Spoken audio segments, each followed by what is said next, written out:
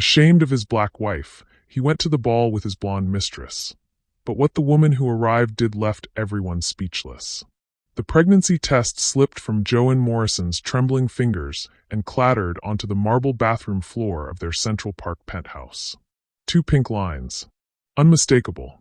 After 3 years of trying, she was finally pregnant. For one perfect moment, pure joy flooded through her. She and Denver had wanted this so desperately. She could already picture telling him, could imagine his face lighting up with the same wonder that filled her heart. Then she heard voices from the living room below. Denver's voice, and a woman's laugh that definitely wasn't from the television. Get ready for a story that will leave you speechless and make you believe in the power of destiny. Stay with me until the very end, because this story will restore your faith in humanity. Remember to hit that like button, subscribe to our channel, and comment your thoughts throughout the story. Your engagement helps us bring you more incredible narratives. Joanne crept to the top of the spiral staircase, her silk robe whispering against her legs. What she saw through the glass railing made her blood turn to ice. Denver stood by their floor-to-ceiling windows, his arms wrapped around a tall blonde woman in a way that was unmistakably intimate. Their bodies pressed together, his lips on her neck, her manicured fingers threading through his hair. The charity gala is tomorrow night, the woman was saying, her voice breathy with desire. Are you sure your wife won't be suspicious? Denver's laugh was bitter. Joanne? She's so buried in her work she barely notices I exist anymore. Besides, I told her I was going alone. Business networking. And she believed you? She always believes me. That's the problem with women like Joanne, too trusting for their own good. The woman pulled back to look at him. Women like her? Denver's voice dropped, becoming cruel in a way Joanne had never heard before. Successful black women who think they deserve everything handed to them. My wife acts like she built her career through merit alone, but we all know diversity hiring when we see it. Joanne's hand flew to her mouth to stifle a gasp. The pregnancy test lay forgotten as she listened to her husband of 8 years reveal his true feelings. You're terrible, the blonde giggled, but she didn't sound disapproving. What if someone sees us tomorrow night? Won't that cause problems? Amanda, baby, you worry too much. Nobody from my real social circle even knows what Joanne looks like. I've made sure of that. Denver's voice grew more confident. Tomorrow night, I'll finally be seen with the kind of woman who belongs at these events. The kind of woman who makes me look successful. And what kind is that? Amanda purred. Beautiful. Sophisticated. White. The words hit Joanne like physical blows. She stumbled backward, her vision blurring with tears, and accidentally knocked into a side table. A crystal vase crashed to the floor. What was that?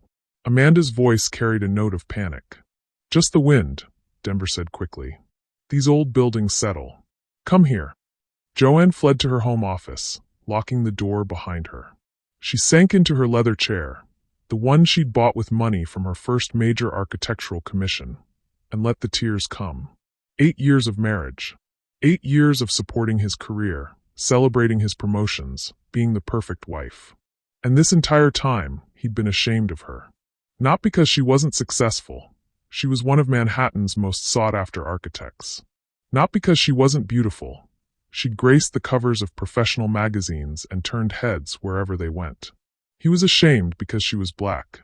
Joanne looked down at the pregnancy test she'd carried with her, and suddenly the 2 pink lines seemed like a prison sentence rather than a blessing.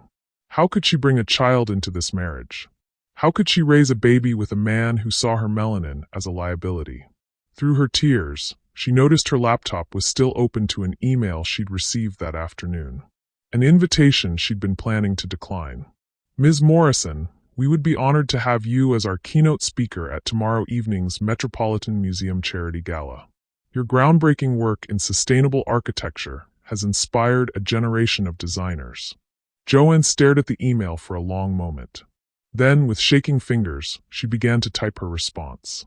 Denver Morrison had no idea that he'd just made the biggest mistake of his life. The next morning, Denver hummed as he got ready for work, completely oblivious to the storm brewing around him. Joanne sat at their kitchen island, her laptop open, methodically executing a plan that had crystallized overnight. Good morning, beautiful, Denver said, kissing the top of her head with the casual affection of a man who believed his secrets were safe. Sleep well. Perfectly, Joanne replied, not looking up from her screen. Denver, about tonight. Didn't you say you were going to that charity thing alone? That's right. Boring networking event. You'd hate it. Joanne nodded slowly. Well, I got an interesting call yesterday. The Metropolitan Museum wants me to keynote their gala tonight. Something about sustainable architecture changing the future of urban development.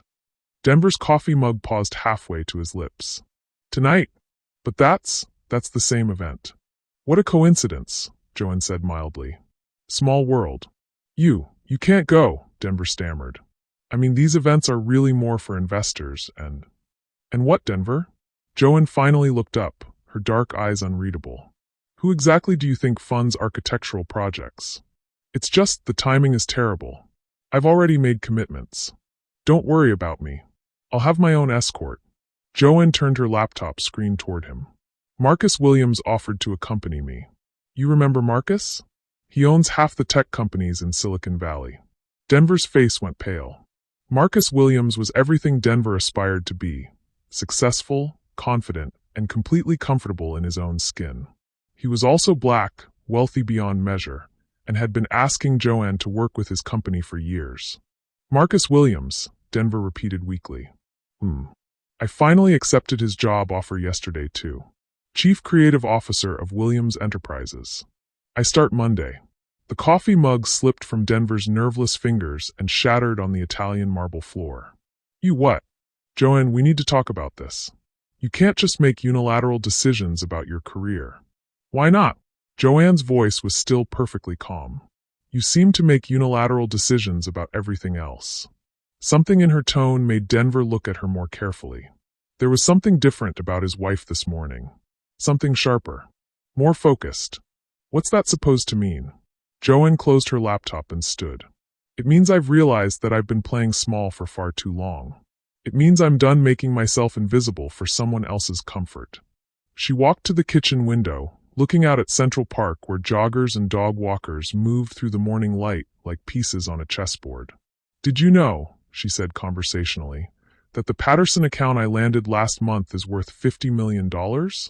It's the largest sustainable development project in Manhattan's history. The mayor wants to use it as a model for affordable housing across all 5 boroughs. Denver said nothing, sensing a trap but unable to see its shape. Forbes wants to put me on their cover. The architect redesigning America's future. That's the headline. Joanne turned back to him. Funny thing is, my own husband has never asked me about my work. Not once in 8 years. That's not true. When did I graduate from Harvard? Denver opened his mouth, then closed it. What was my thesis topic? Silence. What's the name of the project that launched my career? Denver's face burned with shame, but also with anger. Just because I don't memorize every detail of your work doesn't mean I don't support you. Support me? Joanne's laugh was like glass breaking. Denver, you couldn't even tell your colleagues my name if they asked. That's ridiculous. Is it? When's the last time you brought me to a work event? When's the last time you posted a photo of us together? When's the last time you introduced me as your wife instead of just Joanne? If you've made it this far into the story, don't forget to like, subscribe, and share. Your support helps us keep bringing you more heartwarming stories like this one. Each question hit like a precision strike. Denver found himself thinking of Christmas parties where he'd gone alone, company dinners where he'd made excuses for her absence, social media accounts where she was conspicuously absent. It's complicated, he said weakly. No, Denver. It's simple. You're ashamed of me. Joanne's voice never rose above conversational level, which somehow made her words more devastating. The question is, what are you going to do about it? Before Denver could answer, Joanne's phone buzzed. She glanced at it and smiled, the first genuine expression he'd seen from her all morning. That's Marcus. He's sending a car for me at 6. She picked up her laptop and headed toward her office. We have a lot to discuss about the new position. Oh, and Denver? She paused in the doorway. Wear something nice tonight. You'll want to look your best for what's coming. At 2 p.m., Joanne sat in the penthouse suite of the St. Regis Hotel, surrounded by a team of stylists, makeup artists, and designers that Marcus Williams had insisted on providing. "You sure you want to do this, baby girl?" asked Simone, her best friend from college who'd flown in from Los Angeles specifically for this moment. Simone was now one of Hollywood's most sought-after stylists, responsible for red carpet looks that stopped traffic. "I've never been more sure of anything in my life," Joan replied, watching in the mirror as a makeup artist enhanced her already striking features. "Because once you walk into that ballroom looking like the queen you are, there's no going back. Your husband's little fantasy world is going to crumble." Good. It should have crumbled years ago. The dress they'd chosen was a masterpiece. A custom creation by an up-and-coming black designer that fit Joanne like it had been painted on her body. The deep emerald color made her skin glow like burnished gold, and the cut showcased every elegant line of her figure. But it was more than just beautiful. It was armor. "Tell me again what he said," Simone requested as she arranged Joanne's hair into an elaborate updo that showcased her graceful neck. "That I was too trusting for my own good. That successful black women, like me, think we deserve everything handed to us. That nobody would recognize me because he's made sure I stay invisible." Joanne's voice was steady, but Simone could see the pain underneath. "And the pregnancy?" Joanne's hand moved instinctively to her still flat stomach. "I haven't decided what to do about that yet. But I know I can't raise a child with someone who sees my blackness as a flaw to be hidden." Marcus Williams arrived at the hotel at exactly 5:30, looking devastating in a custom tuxedo. At 42, he was silver at the temples, successful beyond measure, and carried himself with the confidence of a man who'd never apologized for taking up space in the world. "You look," he started, then stopped, clearly searching for words adequate to the vision before him. "Visible," Joanne suggested with a wry smile. "Magnificent," Marcus corrected. "You look like the force of nature you've always been." As they walked through the hotel lobby toward the waiting car, every head turned. Conversations paused. The maitre d' of the hotel restaurant actually stepped out from behind his podium to watch them pass. "Ready for this?" Marcus asked as they settled into the back seat of his Bentley. "I've been ready for 8 years, Joanne replied. "I just didn't know it yet." Meanwhile, across town, Denver was having his own transformation, though his involved considerably more alcohol and panic. He'd spent the afternoon at his office, trying unsuccessfully to concentrate on work while his mind raced through the implications of the evening ahead. How had Joanne found out about the gala? Why was she suddenly acting so strangely? And why did her calm demeanor terrify him more than screaming would have? By 4 p.m., he'd given up any pretense of working and had called Amanda. "We have a problem," he said without preamble. "What kind of problem?" Amanda's voice carried the sultry confidence that had first attracted him. "Joanne's going to be at the gala tonight." The silence stretched long enough that Denver wondered if the call had dropped. "Your wife," Amanda said finally, "is going to be at the same event where you're bringing me as your date. It's worse than that. She's the keynote speaker." "Oh God." "And she's going with Marcus Williams." "The Marcus Williams?" "The billionaire." "That's the one." Denver could practically hear Amanda thinking through the implications. She wasn't stupid. She knew exactly what it meant that a successful black woman was showing up with one of the most powerful men in tech while her husband paraded around with his blonde mistress. "Denver," Amanda said slowly, "exactly how much does your wife know?"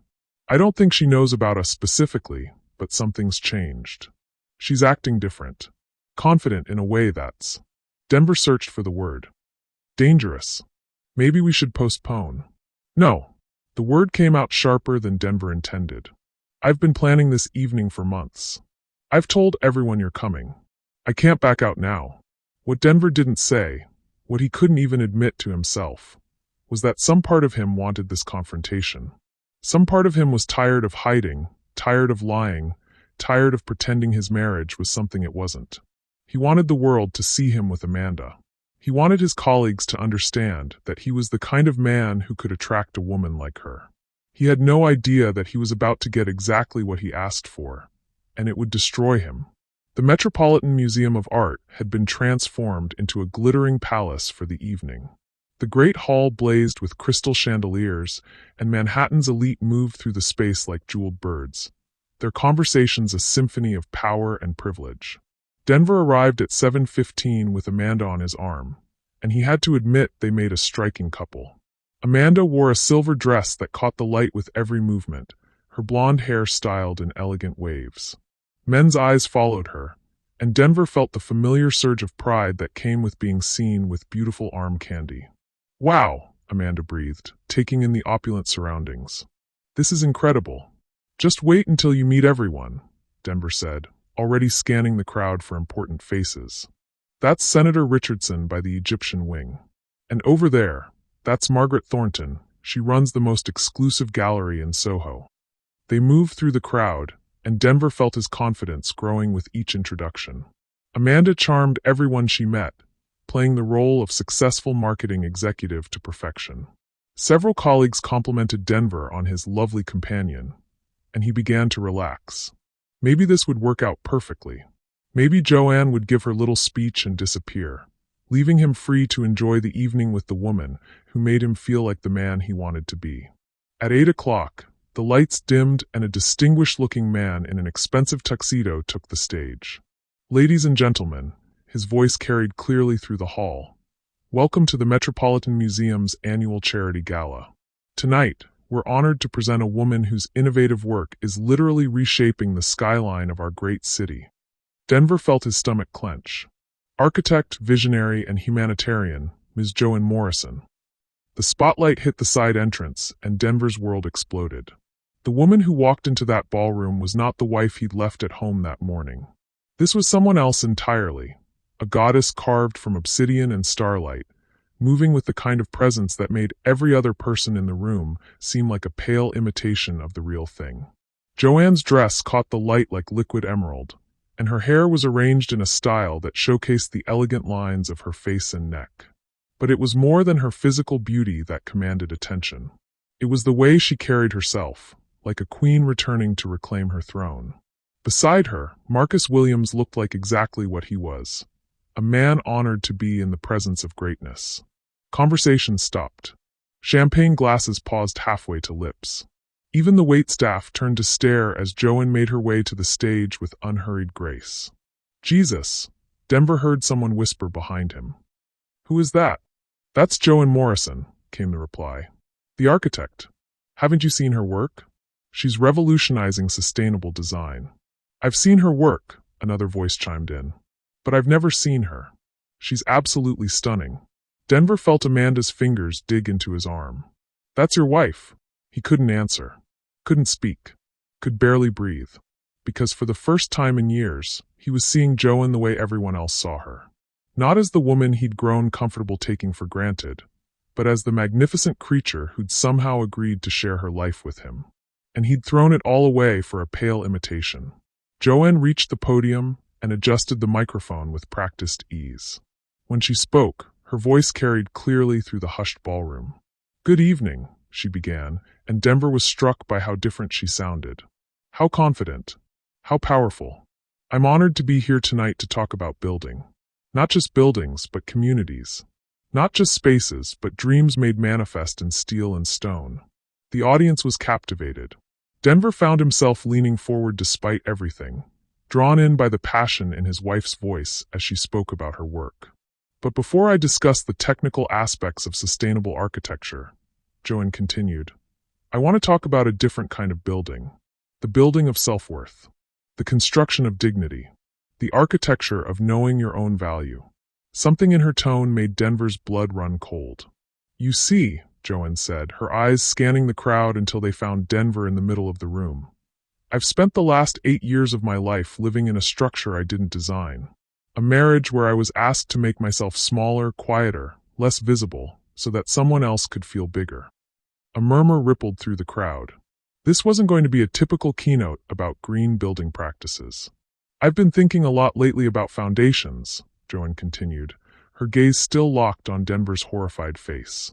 "About what happens when the foundation of your life is built on someone else's shame instead of your own truth."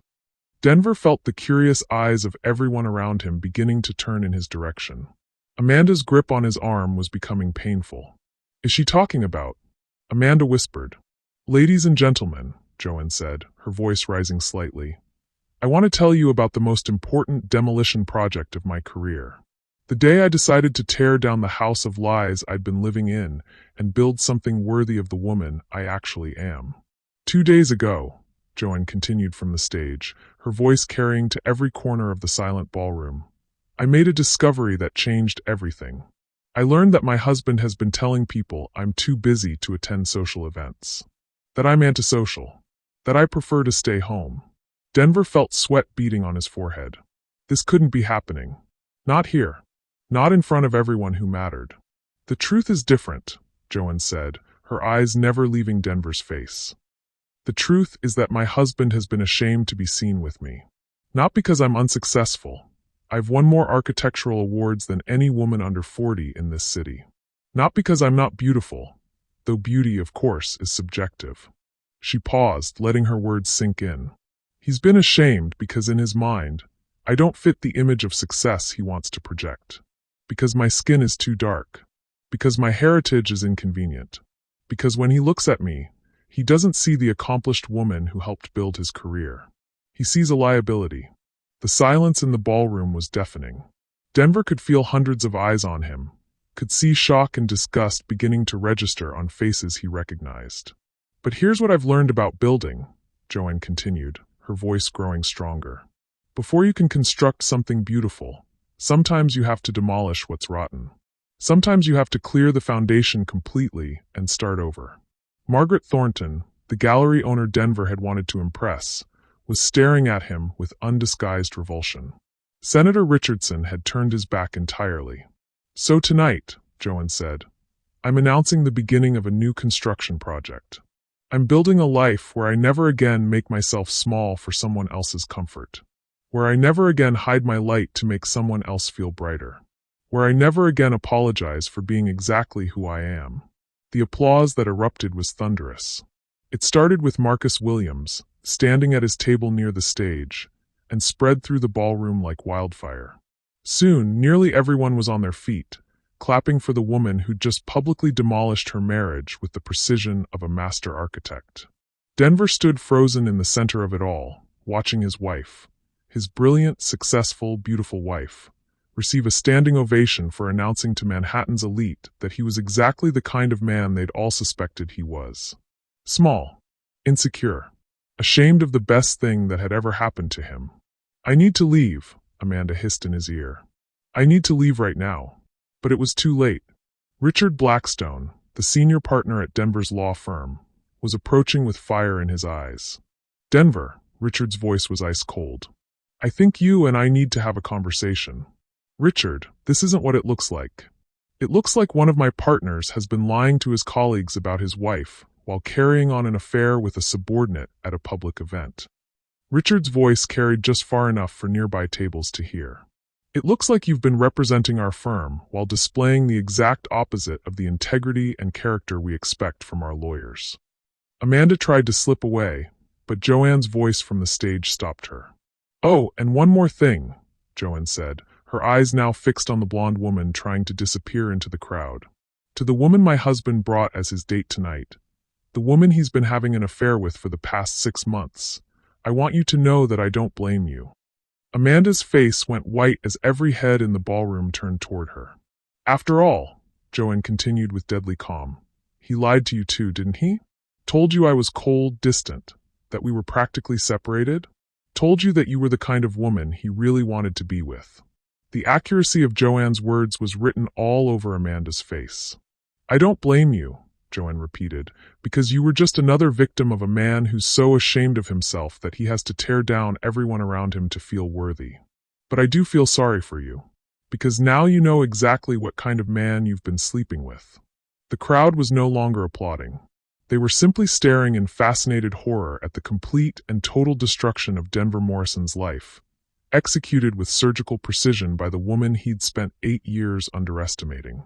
And to my husband, Joanne said, her voice softening to something almost gentle, which somehow made her words more devastating. Thank you. Denver blinked, certain he'd misheard. Thank you for showing me who you really are. Thank you for forcing me to remember who I am. Thank you for making me realize that I've been hiding one of the most successful architectural careers in the city because I was afraid it might embarrass you. Joanne pulled a piece of paper from her small clutch purse. This morning, I signed a contract to become Chief Creative Officer of Williams Enterprises. The position comes with a salary that's approximately 3 times what you make as a partner at your firm. It also comes with the respect, recognition, and celebration that I should have been receiving all along. She folded the paper carefully and tucked it away. So thank you, Denver, for teaching me that I was never the problem. You were. The final applause was different from the first. It wasn't just appreciation for a good speech. It was recognition of a woman who'd just publicly reclaimed her power in the most spectacular way imaginable. As Joanne left the stage and was immediately surrounded by admirers, business cards, and opportunities, Denver stood alone in the middle of the ballroom, watching the life he'd known crumble around him. Richard Blackstone appeared at his shoulder one last time. "Clean out your office, Denver. Security will escort you out in the morning." And in that moment, Denver Morrison realized that in trying to trade up from the woman of his dreams, he'd lost absolutely everything that had ever mattered. 3 months later, Denver sat in a coffee shop in Queens, staring at his laptop screen. The Forbes cover story featured Joanne in a hard hat and designer dress, standing in front of the skeletal frame of what would become the largest affordable housing development in Manhattan's history. Rebuilding America: How Joanne Morrison is Revolutionizing Urban Architecture. The article detailed her meteoric rise at Williams Enterprises, her innovative approach to sustainable design, and her emergence as one of the most influential voices in modern architecture. It mentioned her divorce only briefly, noting that she'd recently ended an 8-year marriage that was holding back her career. Denver closed the laptop and rubbed his eyes. He'd been living in a studio apartment in Queens since Joanne had legally evicted him from their Central Park penthouse, which, it turned out, she'd purchased entirely with her own money. His law career was over. No firm in Manhattan would touch him after the gala incident had been written up in the society pages. He was working now for a small practice in Brooklyn, making a fraction of his former salary and handling cases that would have seemed beneath him just months earlier. But the worst part wasn't the money or the professional humiliation. The worst part was understanding, finally, what he'd lost. The coffee shop door chimed, and Denver looked up to see Marcus Williams enter. The tech mogul spotted him immediately and, after ordering his drink, approached Denver's table. "Mind if I sit?" Marcus asked. Denver gestured to the empty chair, too exhausted to be surprised by anything anymore. "I wanted to talk to you," Marcus said simply. "If you're here to gloat, I'm here to understand." Marcus settled into his chair. "Joanne is remarkable. Anyone with eyes can see that. So I'm trying to figure out how a man could be married to someone like her and not wake up every day grateful for the miracle." Denver stared into his coffee. "You wouldn't understand. Try me." The invitation hung in the air.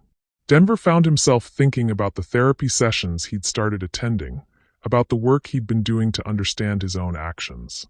"Fear," he said finally. "I was afraid that if people saw how successful she was, how brilliant, how beautiful, they'd wonder what she was doing with someone like me. So you decided to hide her." "I decided to find someone who made me feel like I was the successful one. Someone who needed me instead of someone who could outshine me." Marcus nodded slowly. "And how did that work out for you?" Denver's laugh was bitter. "I lost everything. My career, my home, my reputation. And the woman I thought I wanted, Amanda, she disappeared the moment things got difficult. Turns out she was only interested in the version of me that had money and status. While Joanne supported you through law school, celebrated every promotion, built a life with you even when you couldn't appreciate what you had." "I know what I lost," Denver said quietly. "I know I'll never have another chance with her. I know I don't deserve one." Marcus was quiet for a moment, studying Denver's face. "For what it's worth," he said finally, "I think you're right. You don't deserve another chance with her. But not because you're a bad person. Because she deserves someone who sees her worth from the beginning. Someone who celebrates her success instead of being threatened by it. Someone like you." Marcus smiled. "Someone like me." Denver nodded, accepting the truth of it. "Are you going to marry her?" "If she'll have me. And I think she might. We're building something together. Not just a business relationship, but a partnership where both people make each other stronger instead of smaller." "That's what I should have done." "Yes," Marcus agreed. "That's what you should have done. They sat in silence for a moment before Marcus spoke again. There's something else I wanted to tell you. Joanne is pregnant. Denver's heart stopped. The baby, is it? It's yours, Marcus confirmed. She found out the day before the gala. She's about 4 months along now. The news hit Denver like a physical blow. Somewhere in the city, Joanne was carrying his child. A child who would grow up knowing that their father had been so ashamed of their mother that he'd tried to replace her. She's keeping the baby? Of course she's keeping the baby. And she'll be an incredible mother. The child will grow up knowing they're loved, wanted, and valued. Everything you failed to make Joanne feel. Marcus stood up, preparing to leave. Will you tell her? Denver started, then stopped. What could he say? What words could possibly matter now? Tell her I'm sorry, he finished weakly. I'll tell her, Marcus said. But Denver? Your apology isn't what she needs from you. What she needs is for you to stay away and let her build the life she deserves. Can you do that? Denver nodded, knowing it was the least he could do and the most he could offer. Good, Marcus said. Because that baby is going to have the most amazing mother in the world. And they're going to grow up knowing that love isn't about hiding who you are. It's about celebrating it. The ceremony was held in the sculpture garden of the Museum of Modern Art, surrounded by Joanne's closest friends and colleagues. She wore a flowing white dress that accommodated her post-pregnancy figure beautifully, and her 18-month-old daughter, Maya, toddled between the guests in a tiny version of the same dress. Marcus Williams stood at the altar in a perfectly tailored tuxedo, his eyes fixed on his bride with the kind of love that had been building between them for months. A love based on mutual respect, shared values, and the absolute certainty that they made each other better. Do you, Marcus, take Joanne to be your wife, promising to love, honor, and support her dreams as she supports yours? I do, Marcus said, his voice strong and clear. Do you, Joanne, take Marcus to be your husband, promising to build a life together based on truth, respect, and unshakable love? I do, Joanne replied, tears of joy streaming down her face. As they kissed to seal their union, little Maya clapped her hands and shouted "Mama," with the pure joy of a child who was growing up in a home filled with love and celebration. The reception was held in Joanne's Tribeca loft, which had been transformed with flowers and lights into a space that perfectly reflected her journey. Sophisticated, warm, and absolutely authentic. During the toasts, Simone stood up with a champagne glass in hand. 2 years ago, she began, my best friend called me in tears. She'd just discovered that the man she'd loved for 8 years was ashamed of everything that made her extraordinary. She thought her world was ending. The crowd was silent, hanging on every word. But sometimes, Simone continued, what feels like an ending is actually a beginning. Sometimes the person who breaks your heart does you the greatest favor of your life. They force you to remember who you are. She raised her glass toward Joanne and Marcus. To Joanne, who learned that she was never too much for the right person. To Marcus, who recognized a queen when he saw one. And to Maya, who will grow up knowing that love means celebrating everything that makes you unique. The applause was thunderous, but Joanne barely heard it. She was too busy marveling at the life she'd built from the ashes of her marriage, a life that was completely, authentically hers. Later that evening, as the last guests departed and Maya slept peacefully in her crib, Joanne and Marcus stood on their terrace looking out at the city lights. Any regrets? Marcus asked, wrapping his arms around his wife from behind. Joanne thought about the question seriously. She thought about Denver, somewhere across the city, probably still trying to rebuild a life he'd destroyed through his own insecurity. She thought about the pain of that discovery, the humiliation of that gala, the fear of starting over. None, she said finally. Everything that happened led me here. Led me to you. Led me to this life where I never have to hide who I am. Even the hard parts? Especially the hard parts. They taught me that I'm strong enough to survive anything. That I'm worth fighting for. That I deserve to be loved exactly as I am. Marcus kissed the top of her head. You are loved exactly as you are. Maya, and I wouldn't want you any other way.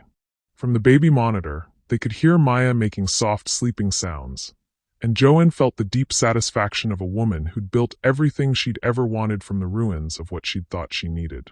The most revolutionary act a woman can commit is to refuse to make herself smaller for someone else's comfort. To insist on loving herself completely, unapologetically, and without permission. Joan Morrison had learned the hardest lesson of all, that the most important relationship you'll ever have is with yourself. And once you get that right, everything else falls into place. She was no longer hiding in anyone's shadow. She was standing proudly in her own sunlight, exactly where she belonged. As the city sparkled below them and Maya's gentle breathing came through the monitor, Joanne reflected on the journey that had brought her here. From that devastating moment of discovery in her bathroom to this perfect evening surrounded by love and possibility. "You know what the most beautiful part is?" she said to Marcus. "What's that?" "I'm not angry anymore. I'm grateful. Denver taught me that I was settling for crumbs when I deserved the whole feast. He taught me that I'm strong enough to rebuild from nothing. He taught me the difference between being loved conditionally and being cherished completely." Marcus turned her in his arms so he could see her face. "And what did I teach you?" Joanne smiled, the radiant expression of a woman who had finally come home to herself. "You taught me that the right person doesn't just accept your light, they help it shine brighter. You taught me that love isn't about making yourself smaller. It's about growing together until you're both more than you ever imagined you could be alone." From across the city, in his small apartment, Denver watched a news report about Joanne's wedding on his phone. The footage showed her laughing with Maya, dancing with Marcus, glowing with the happiness of a woman who had built exactly the life she wanted. He closed the phone and sat in the darkness, finally understanding what true regret felt like. Not regret for losing her. He'd forfeited any right to her love long ago. But regret for the years he'd wasted being ashamed of the miracle he'd been given. Denver had learned his lesson too late. But maybe, somewhere out there, another man would read this story and realize what Denver never had. That when you're lucky enough to be loved by a queen, you don't hide her crown. You help her polish it until it shines so bright the whole world has to stop and stare. Thank you for watching this story to the end. If you enjoyed this story, you will surely love the next one. It's as crazier and more intriguing as you can ever imagine. So do check it out. Click on the image showing on your screen right now to watch the next one.